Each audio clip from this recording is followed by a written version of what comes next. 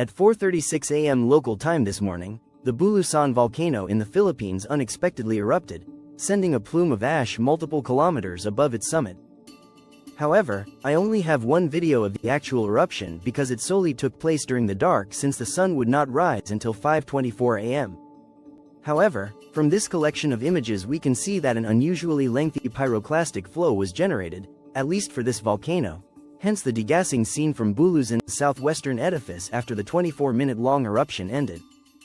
I have made a preliminary pyroclastic flow geolocation attempt for this pyroclastic flow, with it seemingly traveling 3 kilometers or 1.86 miles to the west-southwest, stopping 1,400 meters from the closest structure.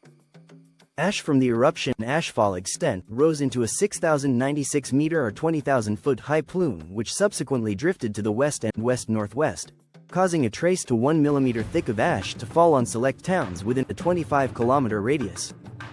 As a result, Bulusan's alert level was raised from 0 to 1 on its 0 to 5 scale. What had just occurred was Bulusan's first eruption since June 2022, and since it did not erupt any lava, it was purely phreatic.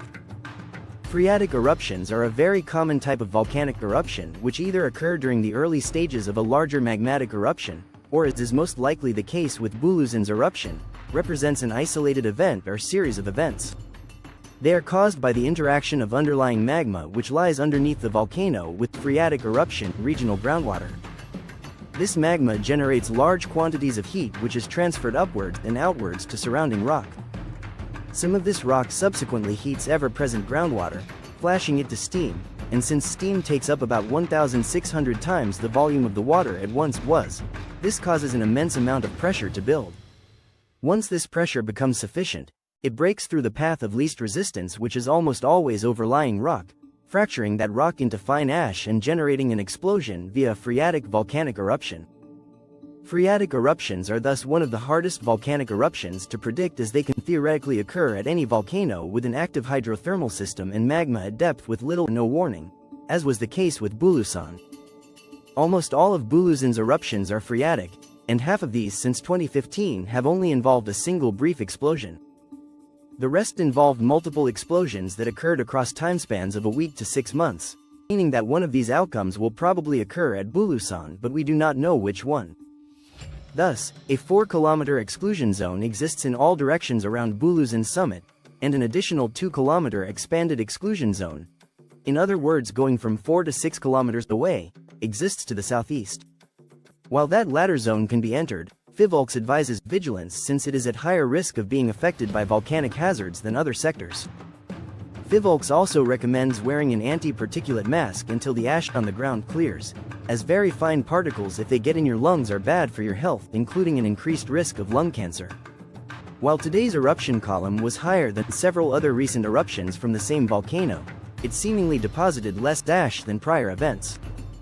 Regardless, due to the implied volume of the material emplaced by the eruption via pyroclastic flow, I estimate that around 1.1 million cubic meters of tephra was ejected, meaning this latest eruption would be just barely assigned a volcanic explosivity index of a 2.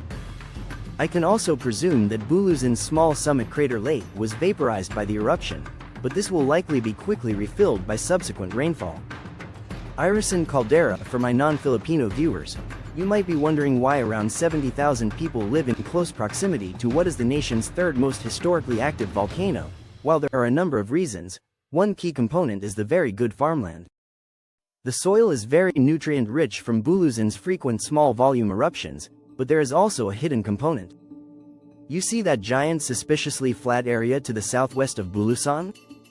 That actually represents a floor of an ancient 12-kilometer-wide caldera that formed in an eruption about half as large as Tambora's 1815 eruption, albeit 41,404 years ago. That eruption emplaced dozens of meters thick of nutrient-rich material which will provide great soil for farmland for many subsequent tens of thousands of years. As a final note, I would like to thank my new YouTube channel member Elijah Goverdon for supporting my work.